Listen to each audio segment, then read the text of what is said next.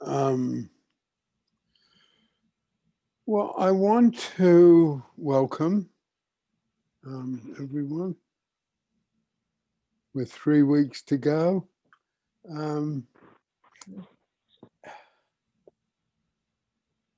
I want to continue with the theme that we've been looking at over the last 2 sessions,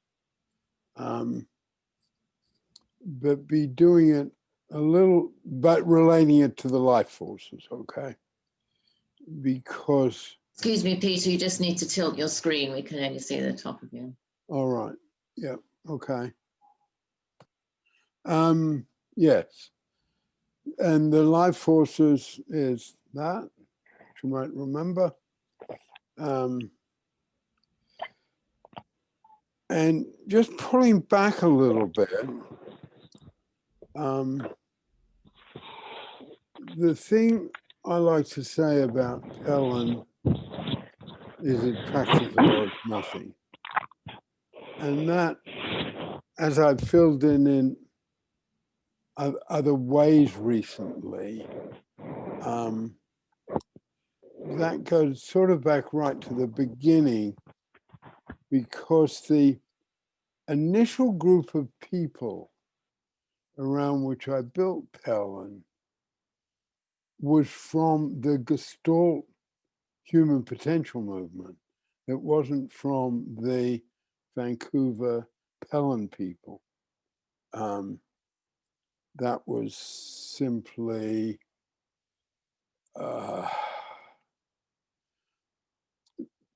very early. I was very good at Gestalt therapy and got recognition for it. And that means I had a following, and I had the people, and the people who were paying considerable sums of money, including getting all the way to Italy to make the thing viable. So that they were a group of people very much schooled in what was the human potential movement and Gestalt therapy, and to some extent the counterculture of those times, sex, drugs, and rock and roll, to put it one way. Maslow, Carl Rogers, Fritz Perls, William Glasser, to put it another way. So me integrating and bringing in the David Pellin content and the David Pellin values and the whole David Pellin particular I regard, he didn't talk about this much, and I think for a particular reason, but he was absolutely concerned about issues that we today would call social justice. I think David had been burnt by McCarthyism when it sort of came over the border a bit from America. And he was leery, stepping into areas where he could have been attacked. And so he said, he created a philosophy, and, unless you go back to ancient Greece and Socrates, you can't attack philosophers the way you can attack either gurus or people involved in social movements, people involved in, issues of social justice. So I was concerned that was the background to me saying, Pellin is practical or it's nothing.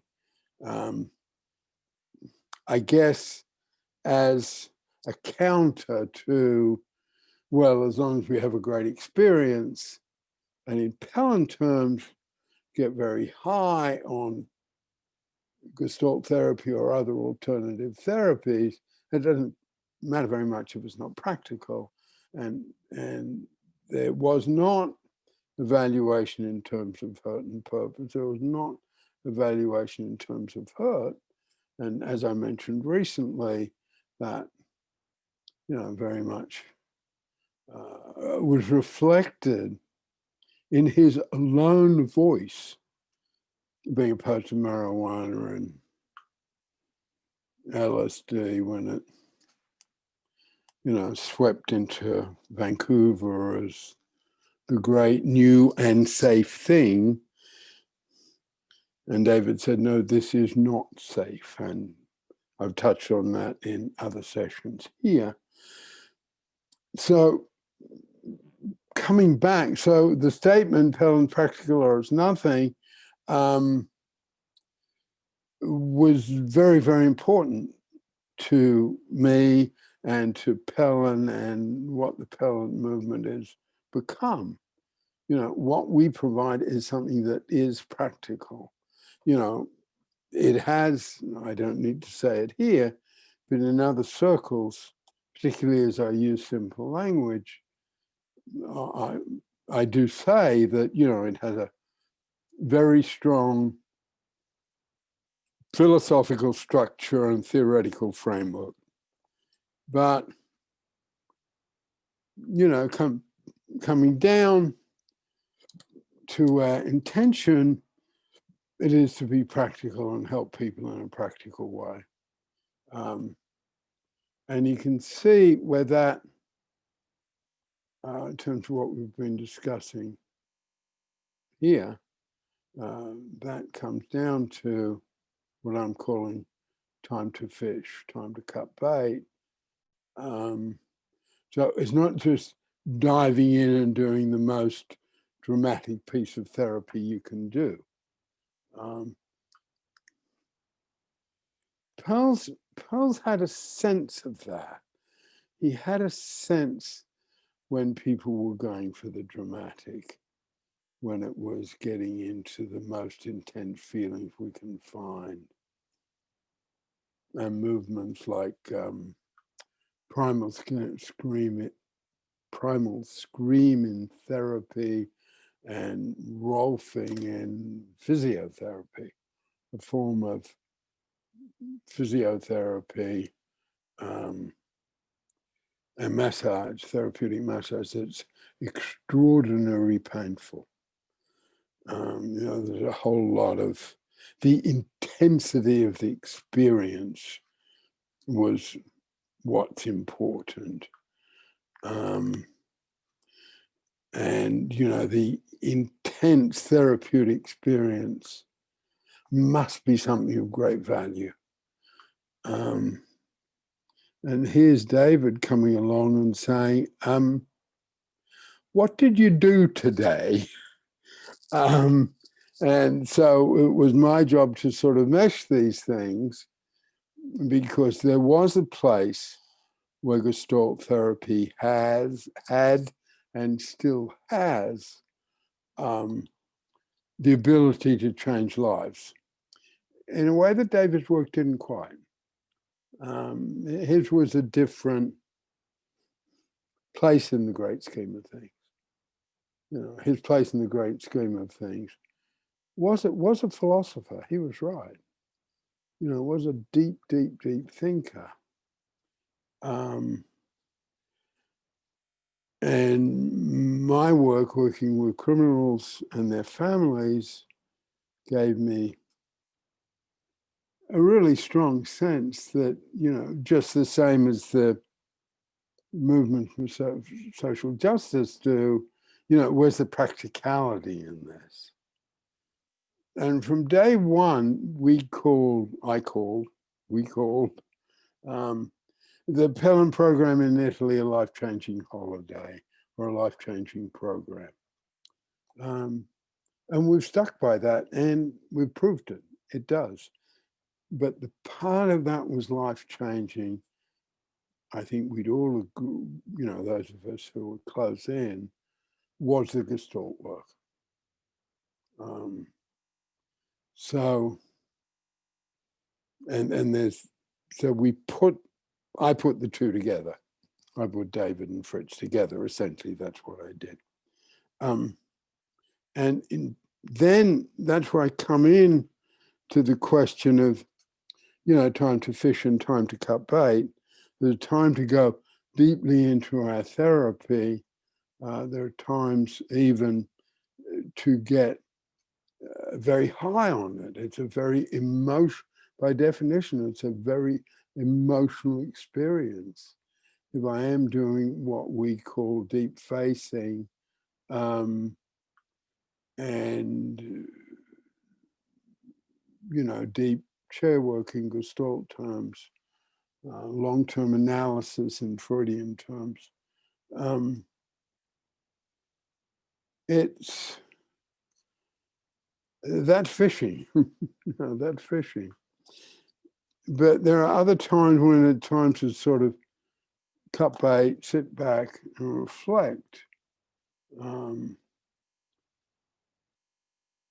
there's a time when the reflection might be the deep work.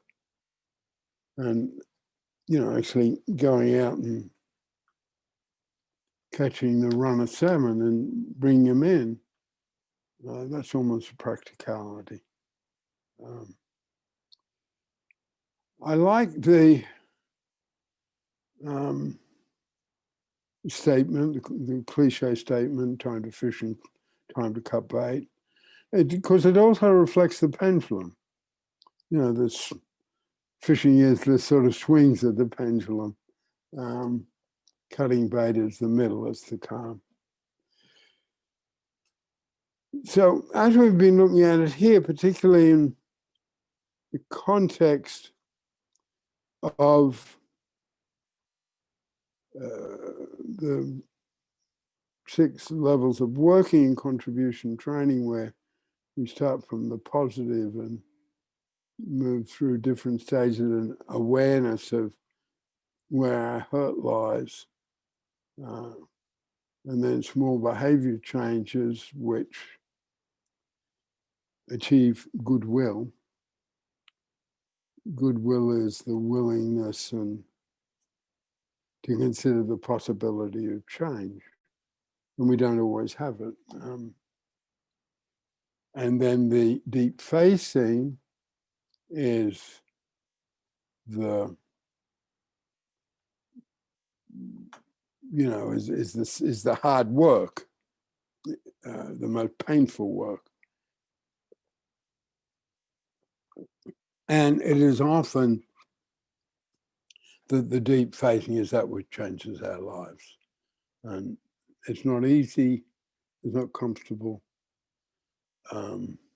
If you are not careful, it's not safe. We make it safe. Fritz Perls didn't make Gestalt therapy safe. A lot of the alternative therapies did not make it safe. So all my safety rules, in a sense, come from David saying you've got to evaluate in terms of hurt as well as evaluating in terms of purpose. If you're going to evaluate in terms of hurt, you've got to make things real safe.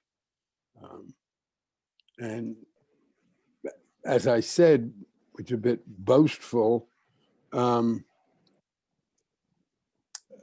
just happened to be very good at Gestalt therapy and very quickly got recognition and Mary. I just feel a bit uncomfortable when you are so definite about Gestalt therapy being the life-changing part, because if I'd worked with a really good Gestalt therapist who didn't have the pendulum, I don't think I'd be well. So I appreciate that, and I think you're right. And the reason I say it that way, okay, is that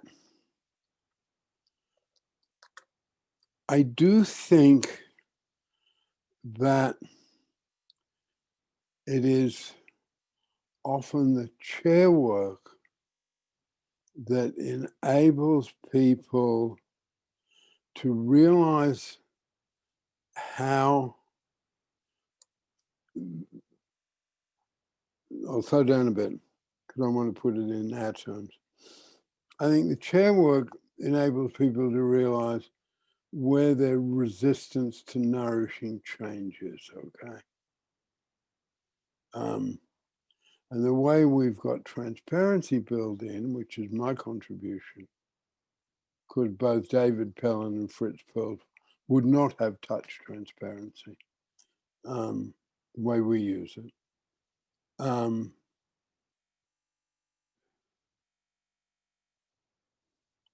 So I think that what David provides is this extraordinarily solid foundation, okay?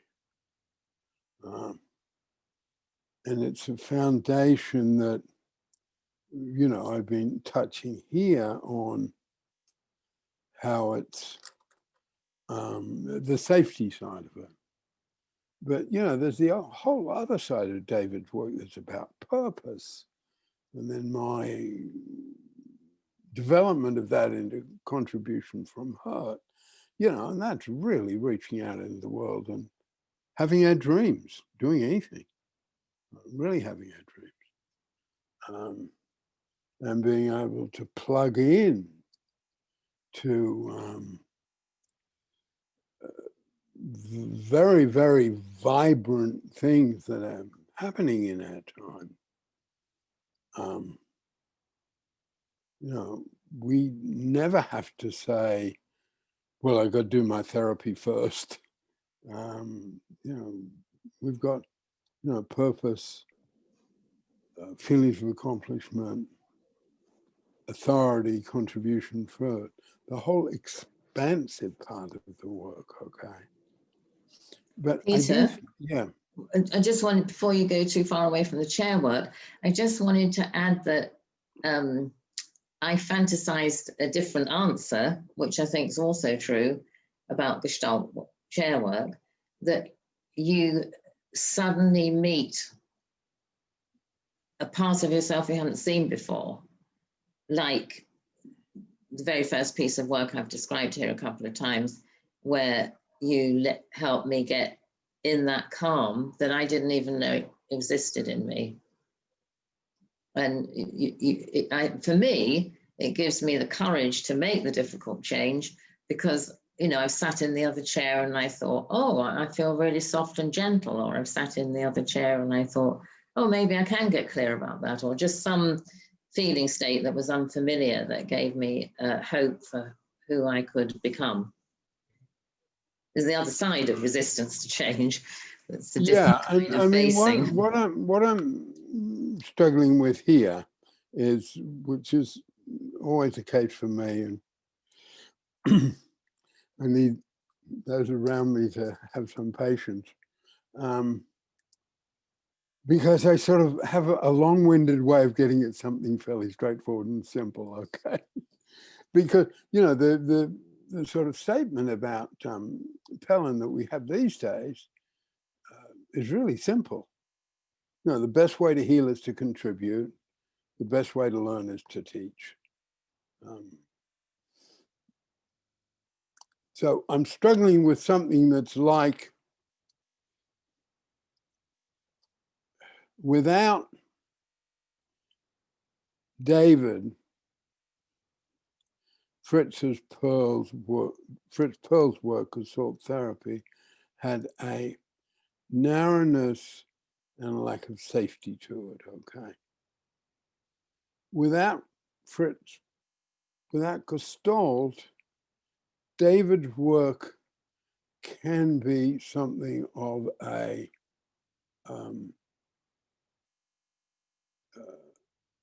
intellectual exercise in the mind. Vic. So really very, very interesting.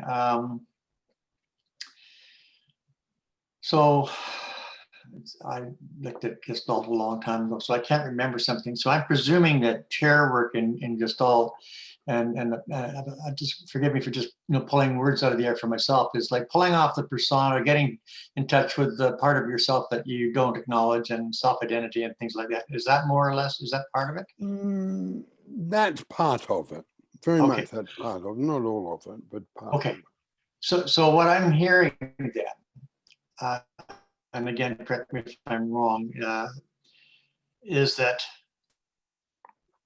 without Gestalt, and I'm using that word now in a pretty loose way, but without, because I don't have any real Gestalt experience, but you're saying that without Gestalt, people didn't come to a self-awareness, a self-knowledge, and that having that self-awareness then released potential.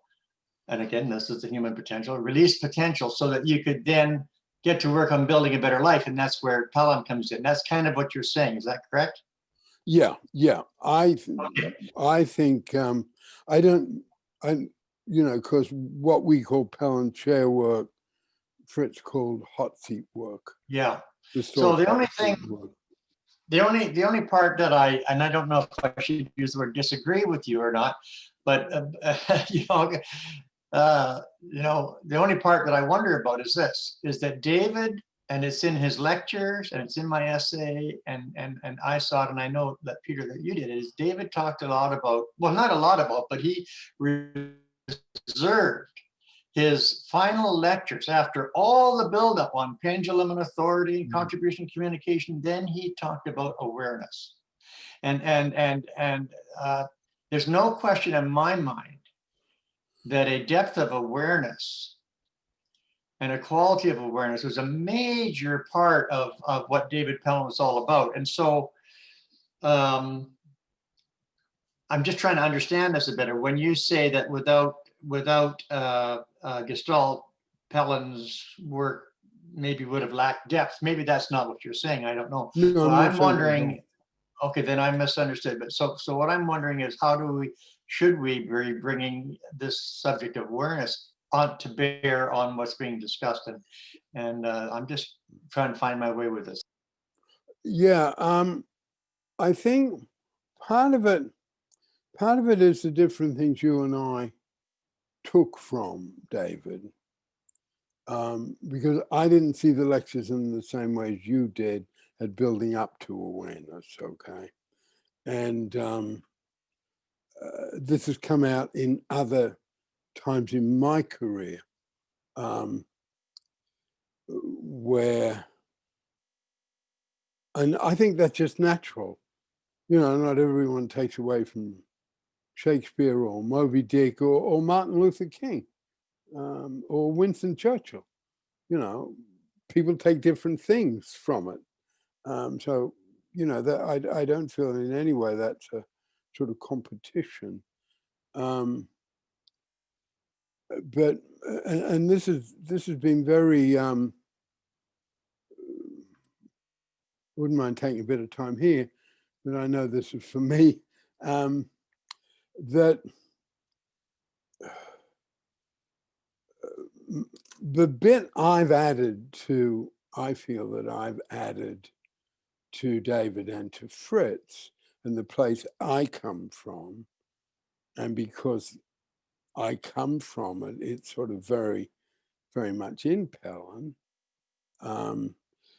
is history and politics, okay? And if I can just even back further and say, people in my field often combine it with a spiritual path of one form or another. And it's often a natural progression. And a lot of people, study with me and then went on to study with Bhagwan. And a little bit of self-indulgent history. Someone called Bill Zarinsky, after years and years and years of me not doing anything in America, got in touch with me and said, I'm Bill Zarinsky. You won't remember me. Of course I did. I was at Pellin in 1972, and I now run a bookshop, and I would like to invite you to come to America for a reunion of all the people who've been to Pellin. I think that was 2007, okay? And it was lovely, you know, it was all these people. Is what in America, in different places, particularly in the great historical Black universities and colleges, called homecoming. Great American tradition that outside of America nobody can understand. And I said, and he said, because he had gone on a spiritual path, okay? And he would say, like you, Vic, it's sort of all about awareness, right? And he said, look, you know, come in and do whatever you like, but I just want to say to you that most of the people there are New Age people on some spiritual path. And I know that's not what you do. And from that place, you know, I felt it was so generous of him that I did two things. One, I worked out that I could say the parallel influence on Pellin is history and politics. It's not a spiritual path, it's history and politics. And we can't all do everything. You know, there are 10 good causes in the world, from, you know, saving the trees in the west coast of North America to other things, okay? You know, so I know it's a long answer, but it's an important one for me. And so I said to them, look, you know, that's where I'm coming from. I'm not coming from a spiritual place. In that sense, Vic, I'm not coming from an awareness place particularly. Awareness has a place. It's one of 7 strata. It's not a hierarchy. It's not on the top. In the way I've developed Pellin, there's nothing on the top. You know, Maslow had authenticity on the top. We've got 7 areas of life that are all equal. And that's the influence of my political and historical stuff. You know, that the search for equality is of huge importance. And out of that, so what I feel is, I feel it's not very sort of that beneficial to say who was Winston Churchill. And certainly careers have made and broken about who was William Shakespeare. I think, you know, I've got my William Shakespeare, my Winston Churchill, my David Pellin, and it's not the same as someone else's David Pellin. I know my first wife, Eva, sees it the way you do. And she was involved with David the way before I was. And I just think it's different things, you know. Was Shakespeare a great businessman, playwright, or was he a great poet? And most of us, I feel, when we're following the Shakespeares, the Churchills, the David Pellins, we're not big enough to encompass it all. We can just take our bit of it, okay? Like, you know, I'll put a meal on for you, because I do all the cooking in Pellin, Italy these days. And the meal will be Italian, Indian, French, with some Caribbean. You know, it's not what we do. We take one bit of the cuisine and make it our own. Oh, I just wanted to ask and clarify. Did you say that Eva saw it from the spiritual perspective? Is that what you said? Yeah. Oh, thank you. Yeah. She and I. Well, we have long since separated, but we share a son and grandchildren. Yeah, we've sort of argued about that.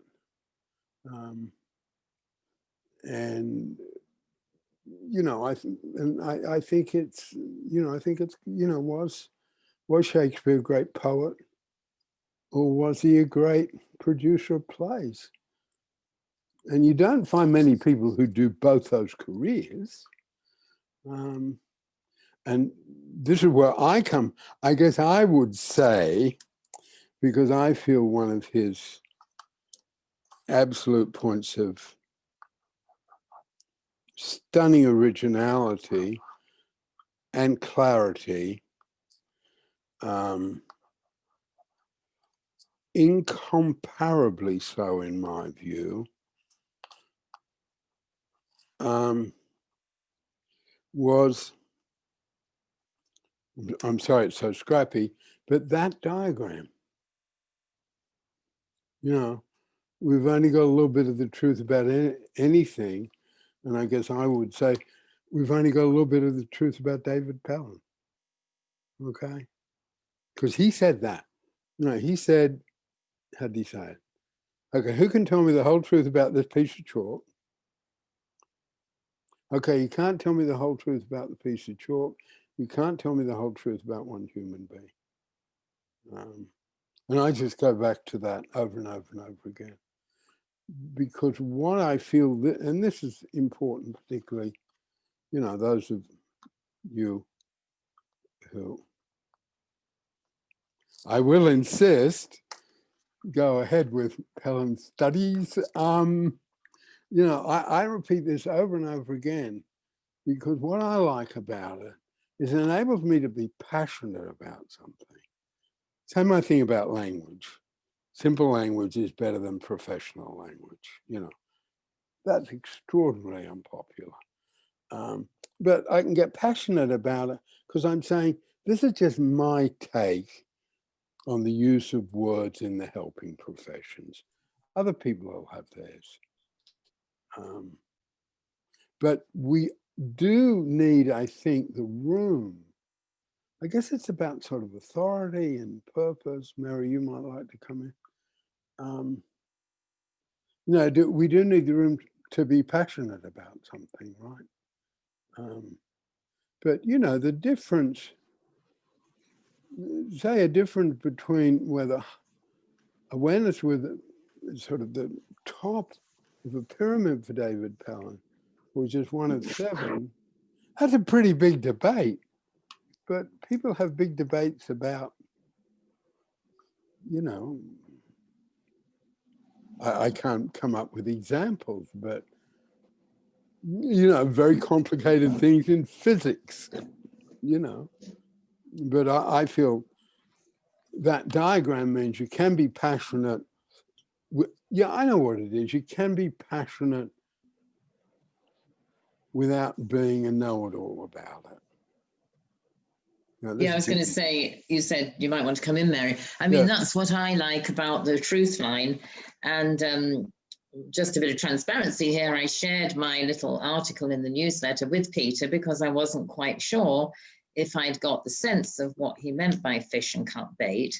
And after you and I finished talking, Peter, I haven't got the quote off the top of my head, but I put the truth line into the very last sentence because I wanted to be passionate about what I was saying against the context of this is what I, Mary, feel passionate about, whatever it was. I don't remember how I finished the article. And I'm mentioning the truth line. So, you know, it gives you the right to be passionate.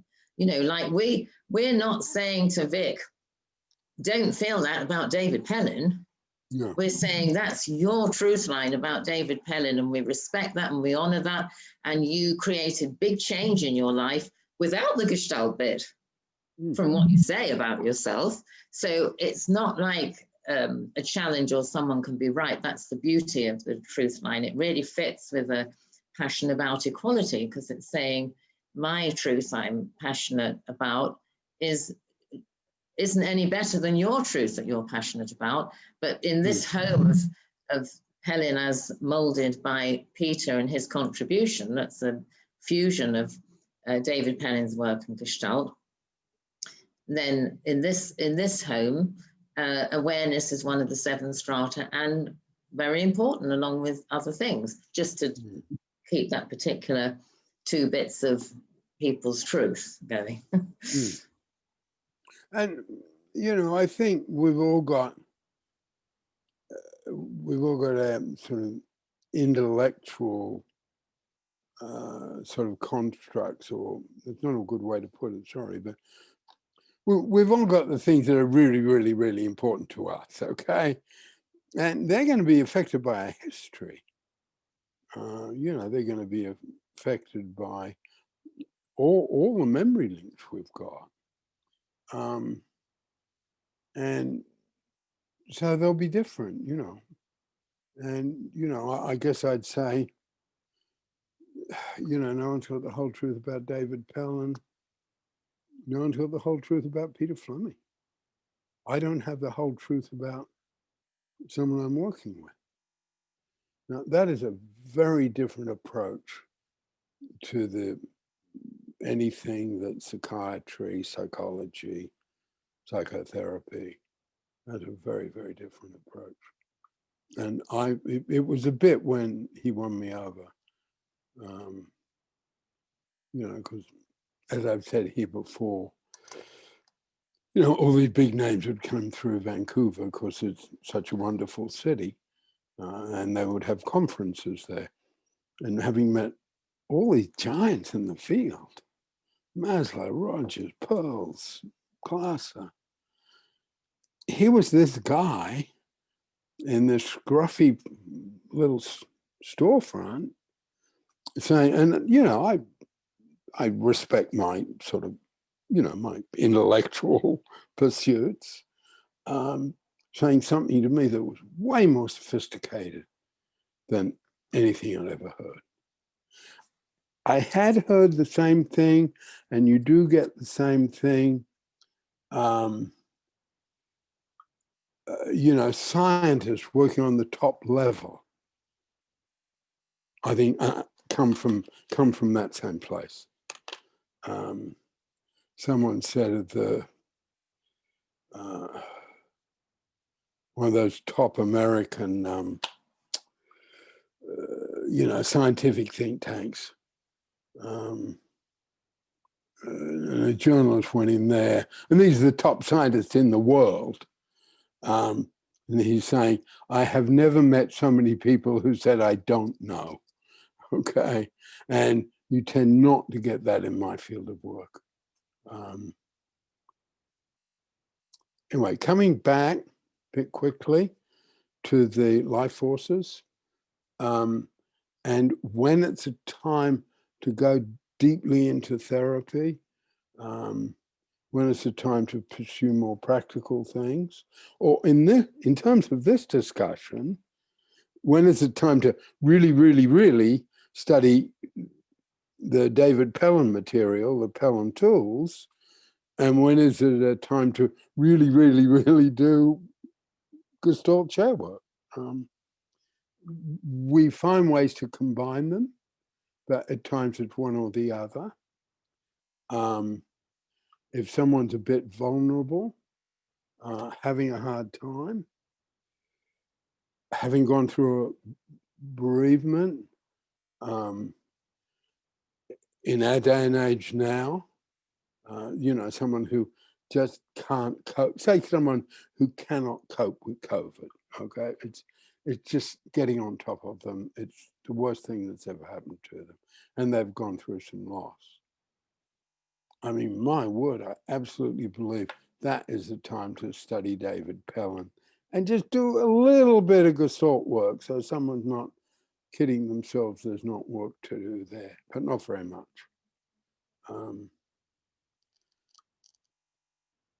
And the way this comes up in if you remember, that yellow is the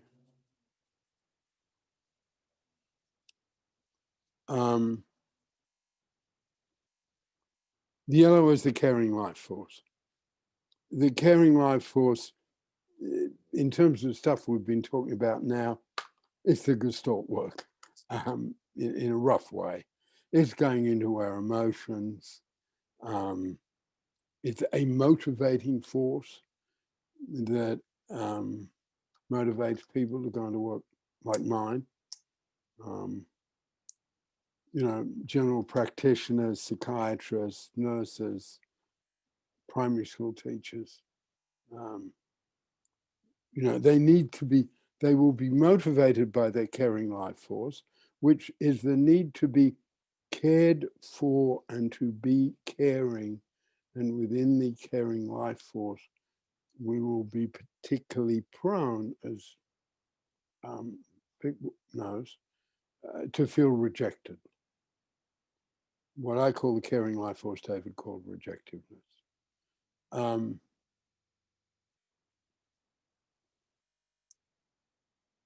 And if someone's feeling very vulnerable, and I think that's where you're saying, Mary, you know, if even a really good therapist, if he hadn't had the pendulum, wouldn't have worked for you. Because with all the tools we have and the richness of the tools we have, we can say, okay, you know, this is time to learn something, okay? Because there's other parts of my work which I'll get into that. This is a time to learn something. Now, it's not necessarily a time to share a lot or to go into your deep pain or to face your innermost fears or guilts or trauma, the modern word used so much. But we can still do really significant work because I can teach you the pendulum. And if we look at the modern emphasis on trauma, the pendulum and this together, enormously powerful contribution to somebody. You know, you can understand your feelings and you can understand your needs. If someone's got a lot of caring life force, they will want to go into the therapeutic side of things. They will be drawn to that. And then is the question, is this the right time to go into it? And, you know, when I was working on an intense therapeutic level with guys serving time in prison, including for violent crime and sexual abuse, the timing of when to go into that deep stuff and when not to was just crucial. You know, you don't open somebody up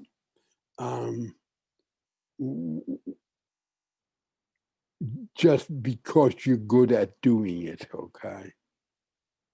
I mean, that's the main point. And when I'm training people, you know, if you get to the point where you feel, my God, that was a good piece of Gestalt work I did as a practitioner. I looked really good. I know that was. You probably need to go see your supervisor, okay? Because if you're doing this work really well, like being a good parent, you know, you've always got doubts. In the caring life force, we've always got doubts, okay? That's some of the burden of the caring life force. The other side of it, if I could say that, yeah, let me just leave it. That some of the hard side of the caring life force. The other side of the caring life force, we can have a confidence coming from a deep understanding of our own emotions, really deep, deep down, that puts us standing in the world very confidently in a particular way. That's what Maslow called authenticity, and he made authenticity the top of his pyramid. And I feel the human experience is too diverse to have those sort of formulas. That's why I came up with tools. Peter? Yeah. Something happened to me this weekend that I think is really pertinent to what you're talking about. Is it all right if I share? Yeah. Okay. So something happened in my household that, sorry, I'm looking at the top of your head again. I know. I was just fiddling to get my paper, okay? Okay. That absolutely should have pulled on some really tough memory links. And like, this involved somebody going to a hospital, and this involved, just a second.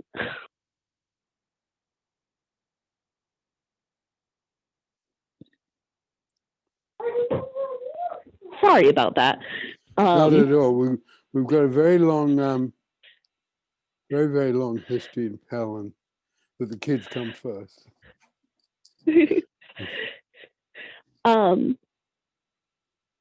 I mean, this is stuff from when I was very young, and it was very traumatizing. And here it was back in my life again this weekend. And I kept forgetting that it was going on. And it felt like the parts of me that had gone through it the first time when the memory link was being formed were off somewhere else. And it felt like entire subroutines of my carrying life force had just been shut down. And honestly, thank goodness, because if all of that had been running, I would have been a wreck. And if I'd been a wreck, I couldn't have been a good parent. I couldn't have been much use in the house. And it would have added to a sort of slow crisis situation being much worse.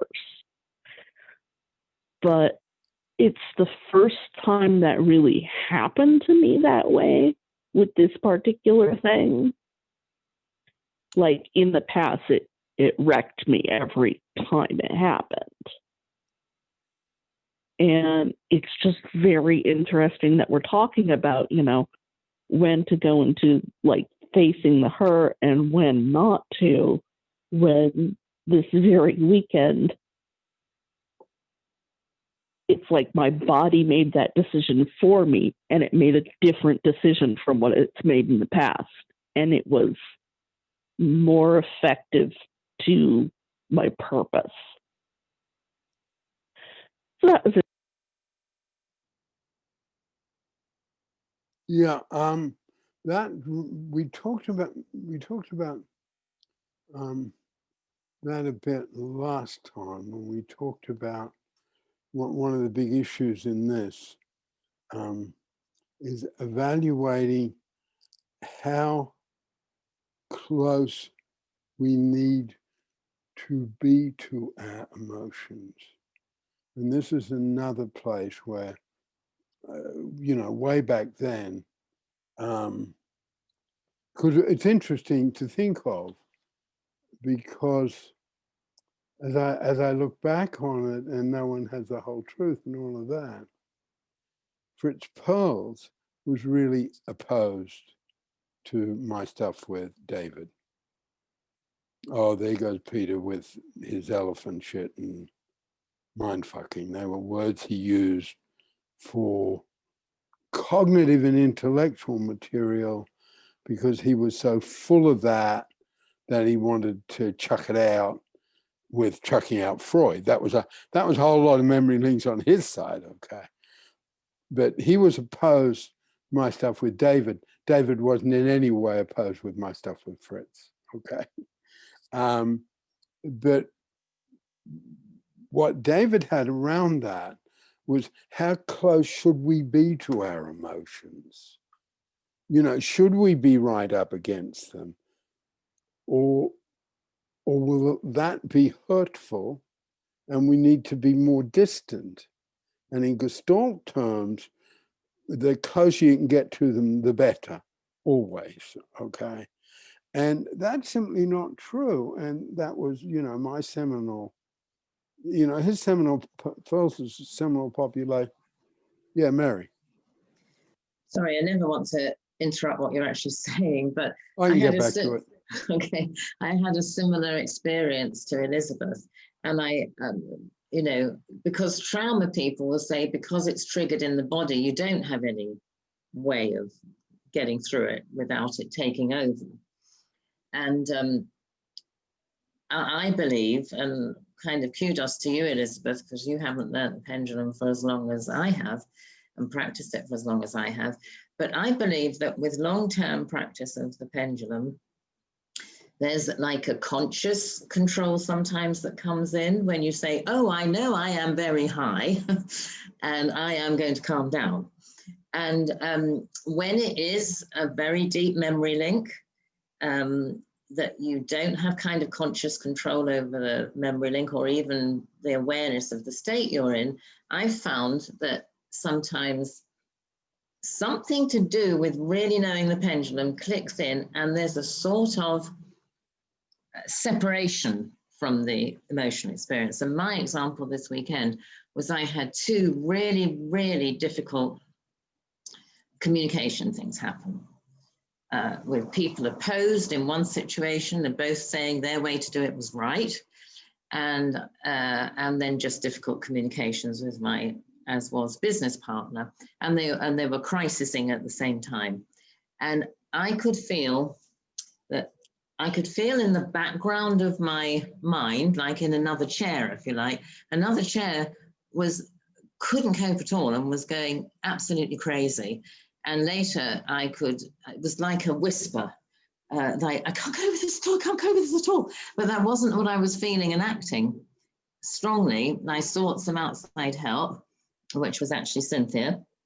And the whispering in the background went away. But I believe that my long-term ability to control my pendulum kind of kicked in to keep me distant from the hurt, and that it didn't take over. I traced it intellectually. I understood I was in a crisis of a child who's been through a divorce. All these very powerful memory links were being triggered, but they did not take over in the daily life.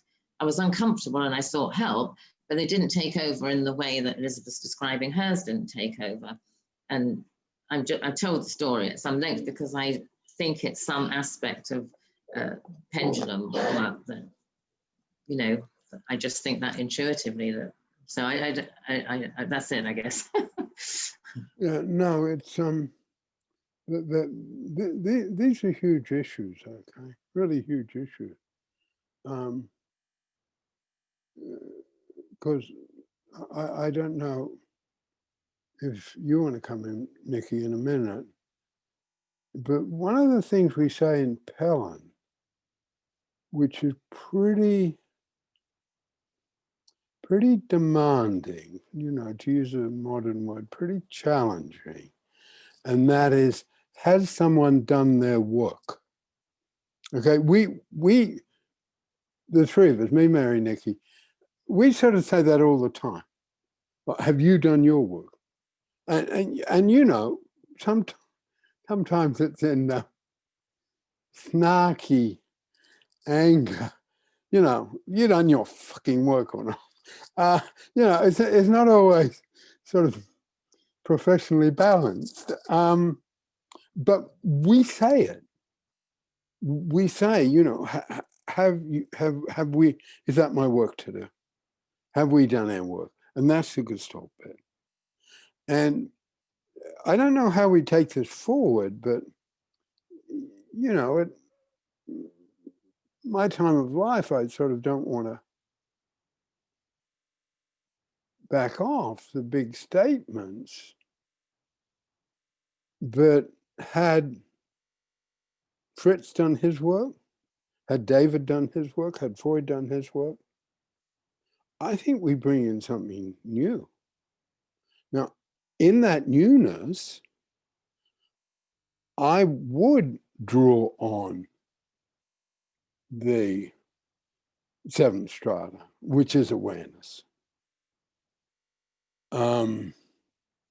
And I think you can sort of, I mean, we can take extreme examples, right? I mean, someone who is just projecting every time they criticize somebody else, they're obviously, they're talking about themselves. Everyone can see it. They can't see it, everyone else can see it. You know, and that's in Pellin, what we call the persona gap, the difference between my perception of myself and other people's perception of me. And within the persona gap, it's really unusual.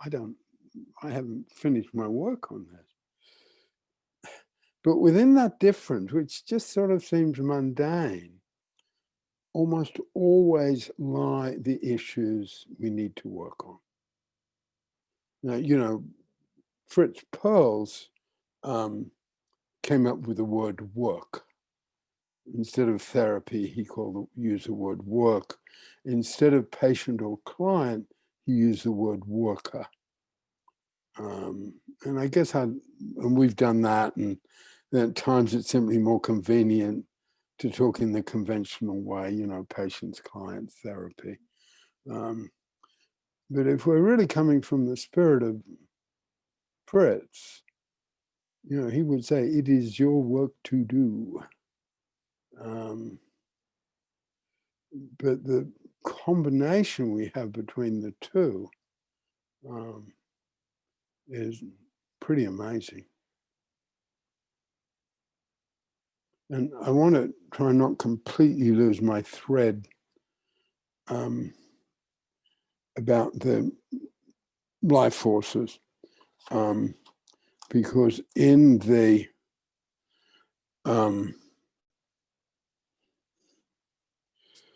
you know, if in the caring life force, we will be needy about the therapeutic input, but we might go into material that is too hard at this particular time. I've done a lot of work with child abuse, both victims and perpetrators, and so are others here. But, you know, we have a straightforward piece of training in Pellin. You don't use two-chair work with a victim of child abuse. You just don't do it. Because a victim of child abuse needs to be in control. And chair work means giving up some control. And our point of view as practitioners, you don't do that. Control is always with the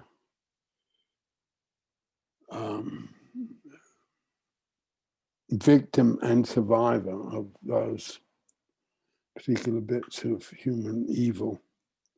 And that is a particular example of, you know, a time, and it comes back to our credo. You know, if you get the slight hint of someone saying no, and you're pretty sure what they're working on is childhood sexual abuse, you just hear that. You just hear it, and you take it on and you act on it.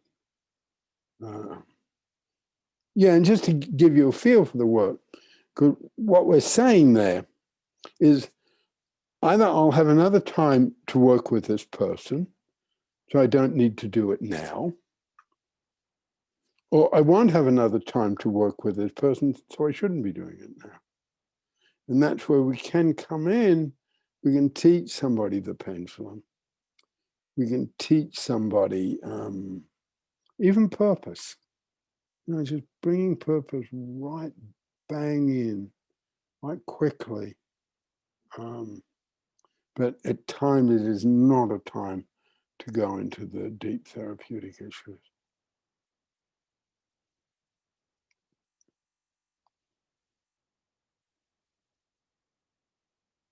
Tamara, do you want to come in on any of this?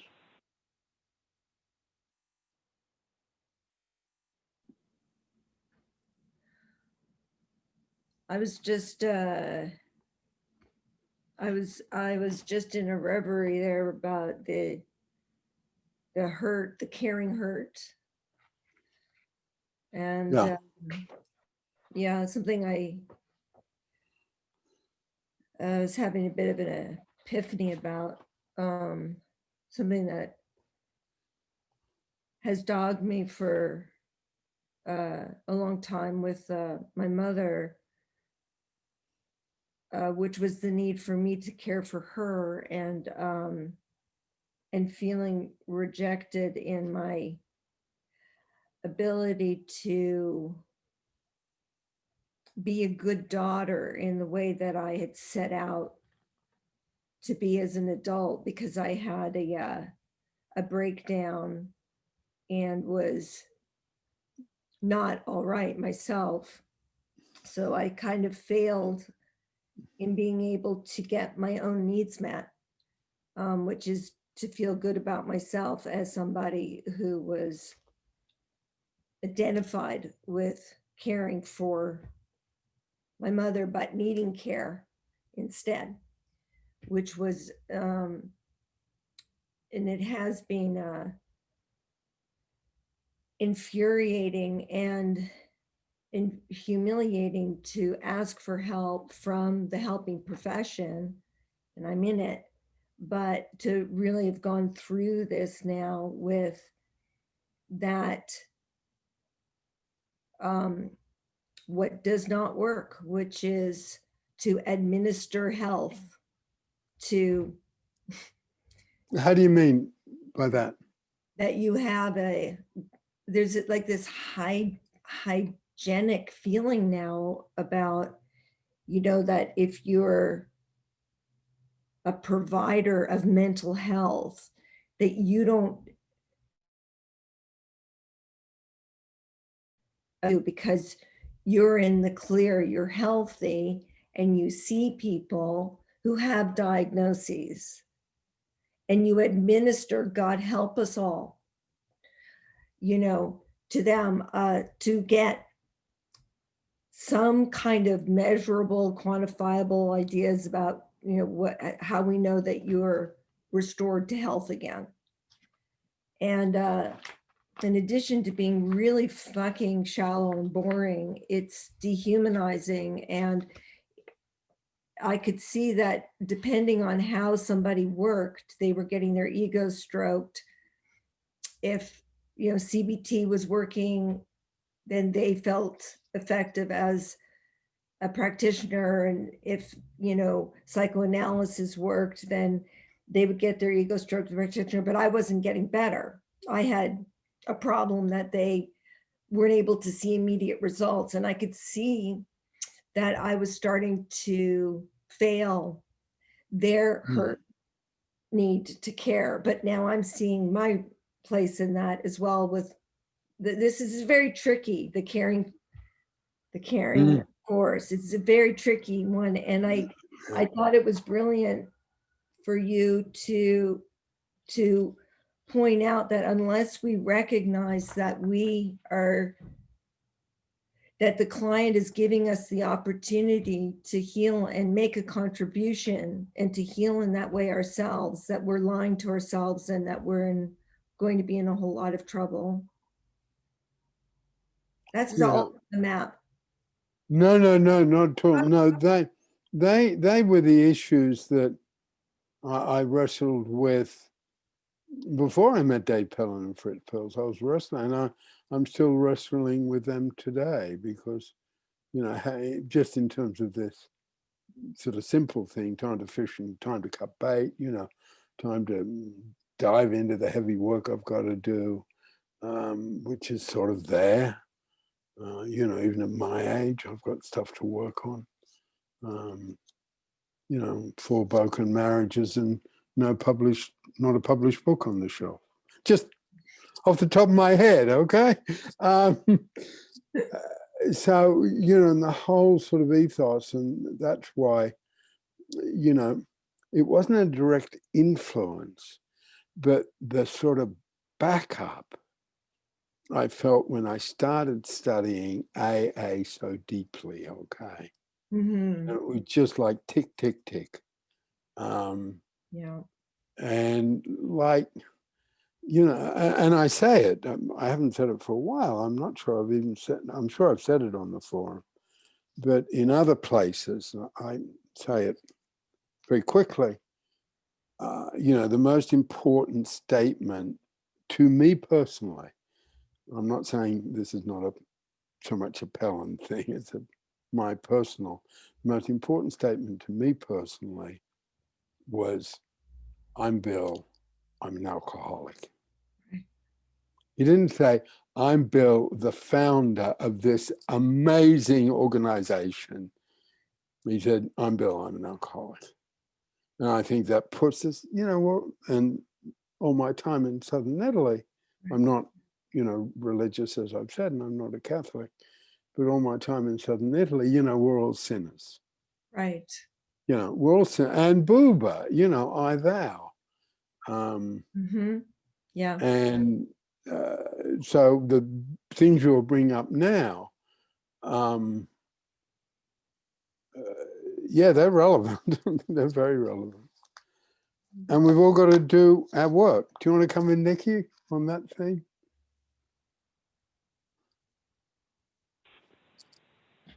Hi. I really liked the thing somebody said just now. I can't remember the words now. It was a few minutes ago about, oh, damn, it's gone. I can't remember it. The simplicity of the, something like we should be, it wasn't the word grateful, but we should be grateful. We should appreciate clients coming to us because they're giving us the opportunity to contribute from our hurt and therefore heal ourselves.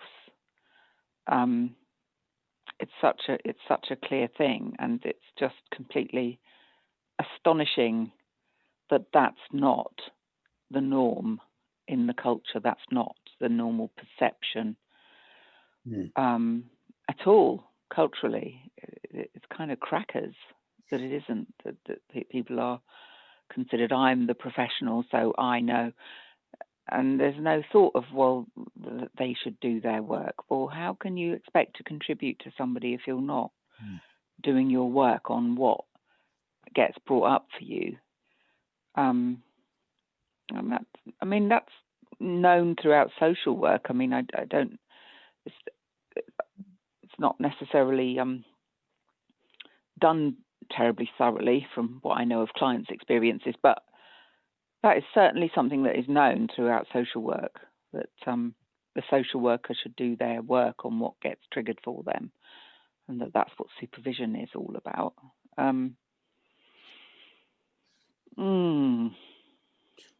Can I just... Yeah, go on.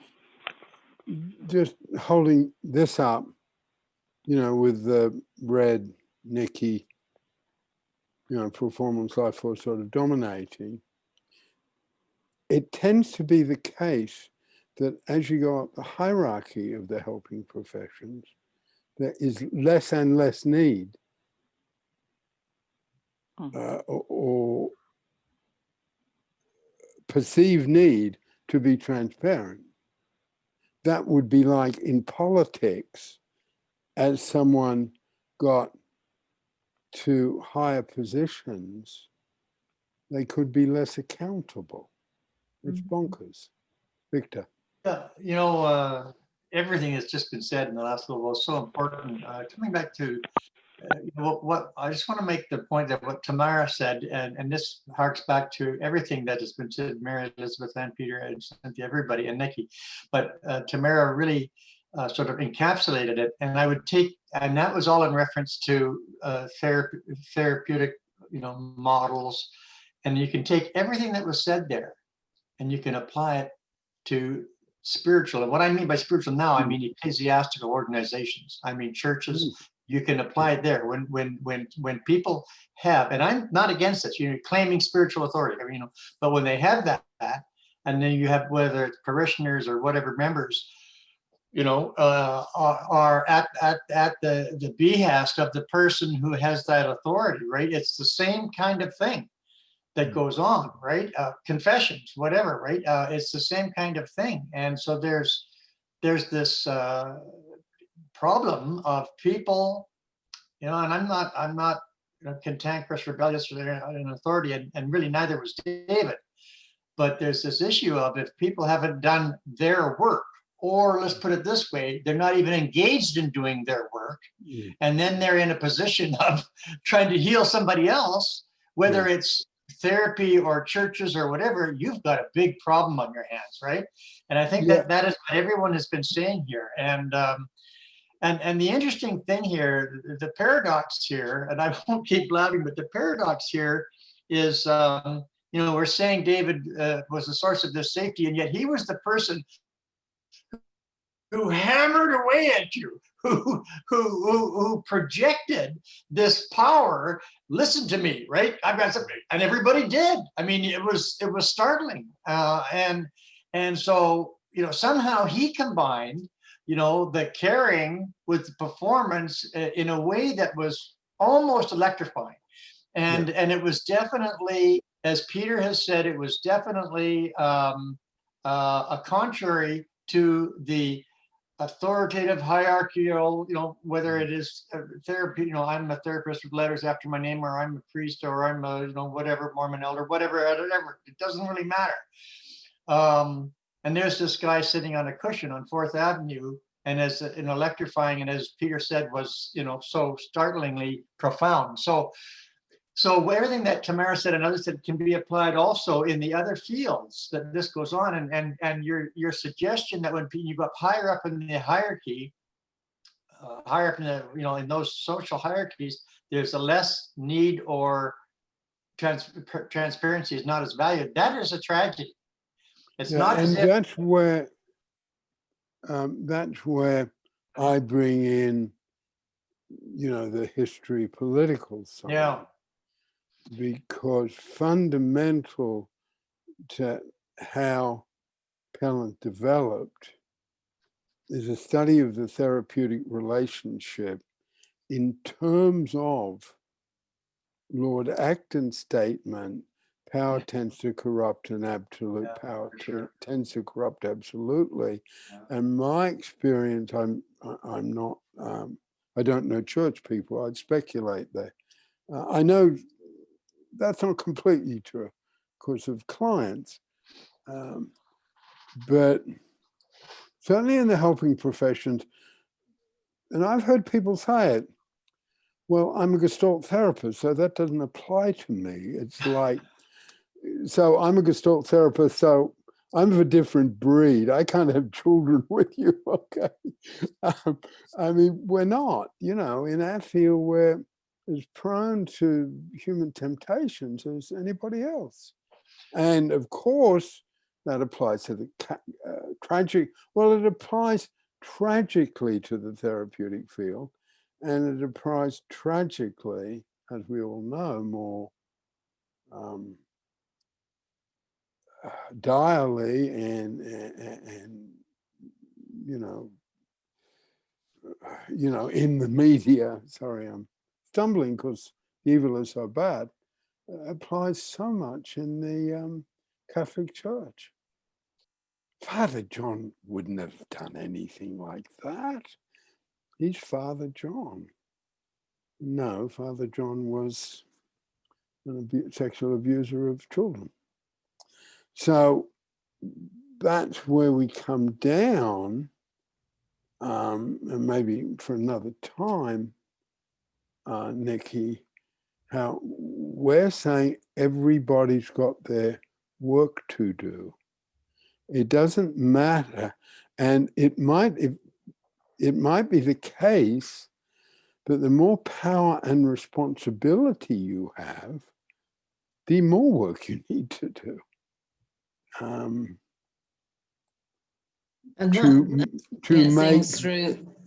Or the more important it is to be Yeah. engaged in doing your work. And I think that it's not a case of have you done your work? I mean, I get that meaning, but it's a Yeah. case of, are you engaged? And do you Yeah. are you even aware you've got some work to do, right? Yeah. Because and I'll shut up in just a quick moment. You know, there's an Eastern proverb, correct me if I'm wrong, but do no harm, right?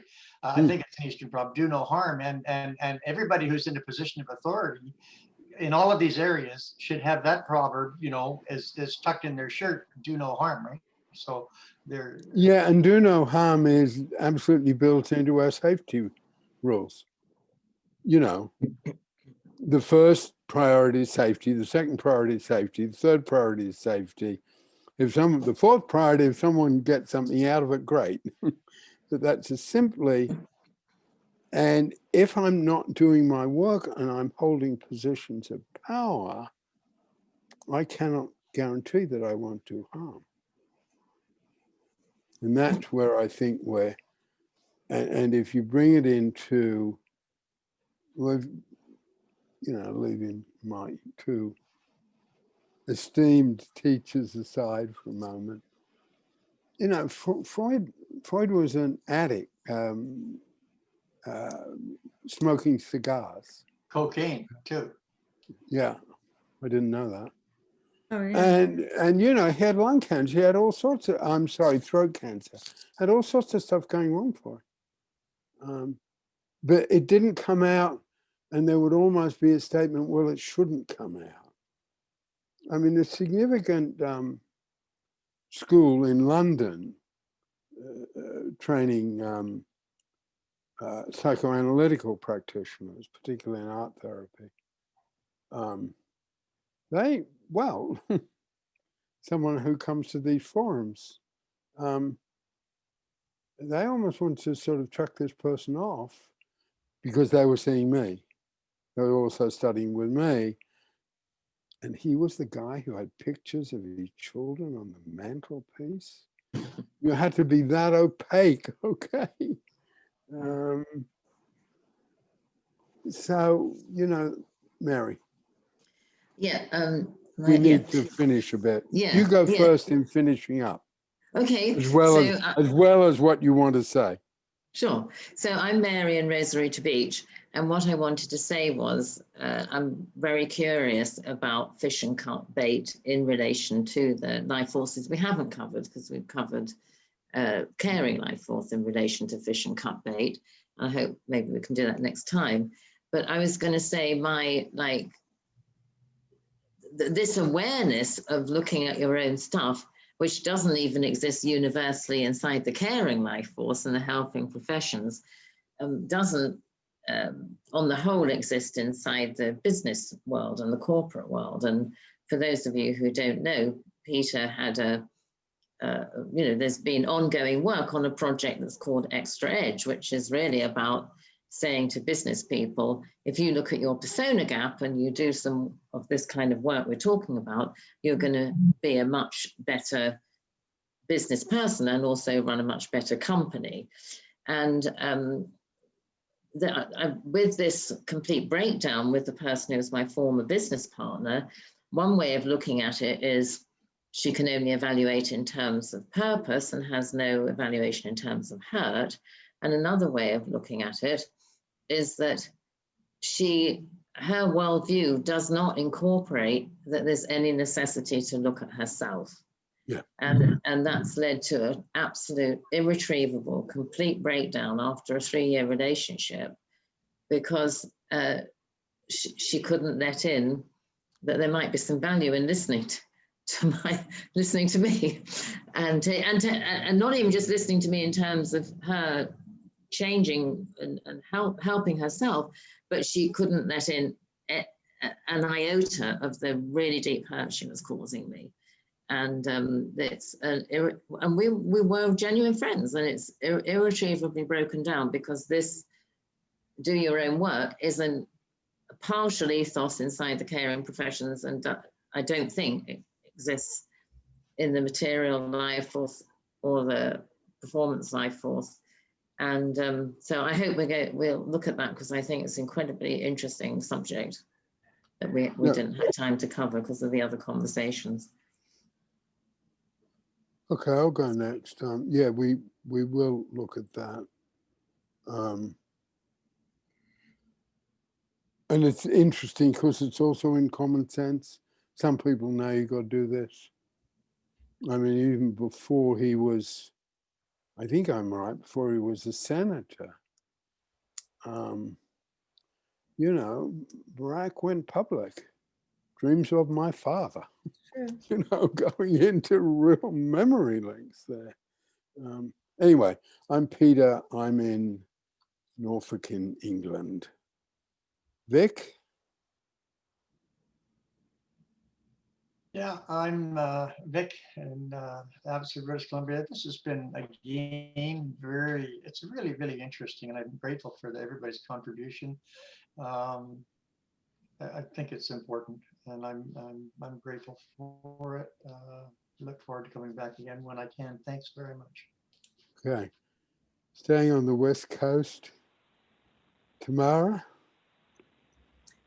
I'm Tamara in San Francisco on the West Coast of North America.